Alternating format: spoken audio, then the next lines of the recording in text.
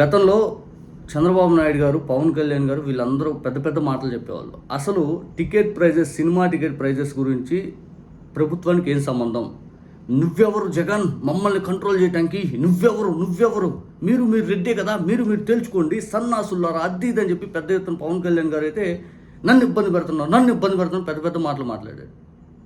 సరిగ్గా జగన్ గారు ఆ రోజు కంట్రోలబుల్ ప్రైజెస్ అనేది తీసుకొచ్చిన దానికి కారణం ఏంటంటే సినిమా బతకాలి, సినిమా ఇండస్ట్రీ 10 కాలాల పాటు వర్ధిల్లాలి, పూర్తిగా దాని ద్వారా 10 మందికి ఉపాధి కల్పన జరగాలి, థియేటర్ వ్యవస్థ బతకాలి, డిస్ట్రిబ్యూటర్ వ్యవస్థ బతకాలి. ఆ ఎగ్జిబిటర్ అని కూడా సినిమా వేస్తే వాడి లాభాల్లో ఉండి వాడు బతికే విధానంలో ఉండాలి తప్పితే ఆ హీరోలు, ఆ నిర్మాతలు ఫెయిల్ అయిపోయి పూర్తి స్థాయిలో ఆ వ్యవస్థ కొలాప్స్ అవ్వకూడదని చెప్పి జగన్ గారు ఆ నిర్ణయం తీసుకుంటే నాడు అబ్బో ఈయన చెప్పిన ఓకదంపు డైలాగులు, ఓవర్ యాక్షన్ డైలాగులు అన్నీ కొంతమందికి ఎక్కొచ్చు, కానీ ఈరోజు అదే రియాలిటీ, జగన్ గారే కరెక్ట్ అని చెప్పి సరిగ్గా రాత్రి దిల్ రాజు గారు ఇంటర్వ్యూలు కూడా స్పష్టం చేశాడు. దిల్ రాజు గారు ఒకటే చెప్పాడు, అసలు సినిమా టికెట్ ప్రైజెస్కి ప్రభుత్వానికి ఏం సంబంధం అయిందంటే ముఖ్యమంత్రి చెబితేనే కదా రాష్ట్ర వ్యాప్తంగా అమలవ్వాల్సింది. ప్రతి థియేటర్లో కూడా పలానా టికెట్ ఏదైనా కానీ ప్రభుత్వం వాళ్ళు అనుమతితోటి ఇంత రేట్లు అనే కట్ ఆఫ్ ఉంటుంది, అందుకని ప్రభుత్వానికి సంబంధం ఉంది, సంబంధం లేనిది ఎక్కడా అని చెప్పి దిల్ రాజు గారు స్పష్టంగా చెప్పారు. ఇక రెండో పాయింట్, ఇదే దిల్ రాజు గారు చెప్పారు, ఇక్కడ ఓటీటీ అనేది విచ్చలవిడిగా పెరిగిపోయింది, పూర్తి స్థాయిలో మా ఇబ్బందులు మాకు అప్పుడు గ్రహించలేక సినిమా టికెట్ ప్రైజెస్ అనేవి పెంచుకుంటేనే మాకు మొత్తం రెవెన్యూ మేమే తీసుకోవాలన్న ఆలోచనతోటి పూర్తి స్థాయిలో ఎట్టబడితే అట్ట వ్యవస్థను సర్వనాశనం చేసేసుకున్నాము. తీరిగ్గా అది అయిపోయేటప్పటికి ఈరోజు అర్థమవుతా ఉంది, అయ్యో ఆ టికెట్ ప్రైజెస్ అనేది పెంచి మేము సినిమా థియేటర్కి ఫుట్ఫాల్స్ అనేది తగ్గించుకున్నాం మేము. ఈరోజు ఆ సినిమా టికెట్ ప్రైజెస్ అనేది కంట్రోలబుల్గా ఉంటే పూర్తి స్థాయిలో థియేటర్కి ఇంకా జనాలు వస్తూ ఉండేవాళ్ళు. మా అత్యాశతోటి మేమే పోజేసుకున్నాం, ఈ డబ్బంతా ఎక్కడికి పోతుంది చూస్తే మేము పెట్టే పెట్టుబడిలో ఈ థియేటర్ దగ్గర నుంచి వచ్చే డబ్బులు కానీ, ఓటీటీ ద్వారా వచ్చే డబ్బులు కానీ, లేకపోతే శాటిలైట్ ద్వారా వచ్చే డబ్బులు కానీ, ఏదైనా కానీ ఆ సినిమా యాక్టర్స్ ఎవరైతే హీరోకే 40 నుంచి 50% డబ్బులు వెళ్ళిపోతూ ఉన్నాయి. మిగిలిన 50లో ఈ మిగిలిన ఆర్టిస్టులకి ఒక 20%, 30% ప్రొడక్షన్ కాస్ట్, అది ఇదని మొత్తం టోటల్గా నిర్మాతల వ్యవస్థ కొలాప్స్ అయిపోతుంది, ఈ హీరోలు ఎక్కువ తింటున్నారు అని చెప్పి నాడు ఏదైతే మనం ఎంతైతే విమర్శించో సరిగ్గా రాత్రి దిల్ రాజు గారు కూడా అదే చెప్పారు. ఇక్కడ థియేటర్ వ్యవస్థ, డిస్ట్రిబ్యూటర్ కానీ లేకపోతే ఆ తర్వాత నిర్మాత కానీ వీళ్ళందరూ బతకాలంటే హీరోలు రెమ్యునరేషన్ తగ్గించుకోవాలి.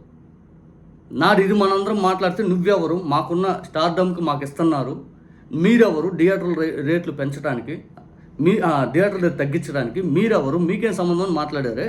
మరి ఈరోజు నా జగన్ గారు ఇచ్చిన జీవోని అదే మీ ప్రభుత్వం ఎందుకు క్యాన్సిలేషన్ చేయకుండా అదే జీవోని ఎందుకు అమలు చేస్తున్నారు? ఇది స్పష్టంగా అడుగుతున్నారు. పవన్ కళ్యాణ్ గారు, మీరు నాడు ఇచ్చిన జీవోని మీరు ఎందుకు మళ్ళీ అదే జీవోని క్యాన్సిల్ చేయకుండా అమలు చేస్తున్నారు? అంటే సినిమా టికెట్ ప్రైజెస్ని మీ కంట్రోల్ ఎందుకు పెట్టుకున్నారు? అంటే మీ సినిమాల వరకు ఇష్టానుసార రీతిలో బెనిఫిట్ షోలు, తర్వాత 800, 1000 ఇష్టానుసార రీతిలో టికెట్ ప్రైజెస్ పెంచుకోవటాలు, మీ సినిమా మాత్రం అబ్బో తెగ సంపాదన రావాలి. మీ సినిమాలో అధికారంలోకి వచ్చే 3 రిలీజ్ అయితే 3టికి విచ్చలవిడిగా బెనిఫిట్ షోలు, విచ్చలవిడిగా టికెట్ ప్రైజెస్ హైక్. ఏమి రైతులకు గిట్టుబాటు ధర కల్పిస్తానయ్యా, నేను వస్తే రైతులను బాగు చేస్తానయ్యా, రైతులకు అండగా ఉంటానయ్యా, రైతుల కోసం మేము ఇంత చేస్తామయ్యా అని చెప్పి అసలు పండించిన ధాన్యానికి గిట్టుబాటు ధర లేక రైతులు అల్లాడిపోతుంటే సినిమా షూటింగ్లు పెట్టి మీరు 4 సినిమాలు తీసేసి 5 జనాల మీదకి వదిలేసి విచ్చలవిడిగా టికెట్ ప్రైజెస్. మీతో పాటు ఎన్ని సినిమా టికెట్ ప్రైజెస్ పెంచారు తెలిసి ఈ 2 సంవత్సరాల్లో? చిన్న సినిమా అని లేదు, పెద్ద సినిమా అని లేదు, అప్లికేషన్ పెట్టినోడు ఎవరికైనా ఆ జీవోని కూడా సరిగ్గా అమలు చేయట్లా, ఎవరికైనా టికెట్ ప్రైజెస్ అని పెంచుకుంటూ ఉన్నారు. తెలంగాణ ఆన్లైన్ కదా, మేము టికెట్ హైక్స్ అనేది ఇవ్వము, మా ప్రభుత్వం పూర్తి స్థాయిలో పేదలకు అందుబాటులోనే ఎంటర్టైన్మెంట్ అనేది ఇస్తాము, తద్వారా ఎగ్జిబిటర్లు బతుకుతారు, ఆ డిస్ట్రిబ్యూటర్ బతుకుతారు, ప్రొడ్యూసర్ బతుకుతారు, పూర్తి స్థాయిలో మేము మా ప్రాంతంలోని వ్యక్తులు ఎవరైతే ఉంటారో వాళ్ళందరూ మేము అండగా ఉంటాం అన్నారు.